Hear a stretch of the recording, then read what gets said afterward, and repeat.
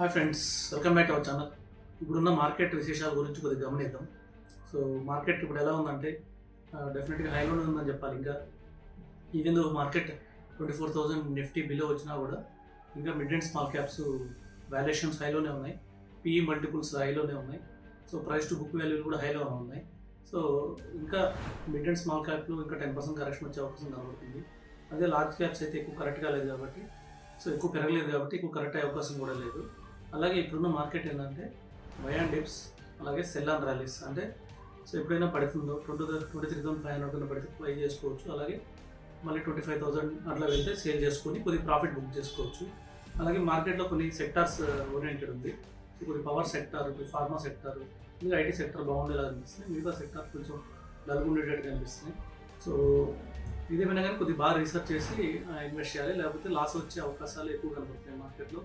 ఈ రిస్క్లంతా నాకు ఎందుకు అనుకుంటే మ్యూచువల్ ఫండ్స్ ద్వారా, ఎస్ఐపి ద్వారా ఇన్వెస్ట్ చేయడం డెఫినెట్గా ఉత్తమమైన పద్ధతి. అది కూడా ఎస్ఐపి ద్వారా చేయాలి. లంసమ్గా ఇన్వెస్ట్ చేయాలనుకున్న వాళ్ళు ఎస్టీపీ అంటే సిస్టమాటిక్ ట్రాన్స్ఫర్ ప్లాన్ ద్వారా ఇన్వెస్ట్ చేస్తే ఎక్కువ రిటర్న్స్ పొందవచ్చు. సో ఇప్పుడున్న పరిస్థితులు ఎలా ఉన్నాయంటే కొద్దిగా ఇన్ఫ్లేషన్ హైలో ఉంది, జీడిపి స్లో అయింది, 5.4% అయింది, ఇంతకుముందు 7% ఉండేది, 5.4 అయింది. అలాగే డాలర్ బలపడుతుంది, మళ్ళీ ట్రంప్ ఏం చేస్తాడో తెలియదు. సో ఇలాగ చాలా ప్రాబ్లమ్స్ ఉన్నాయి మార్కెట్లో.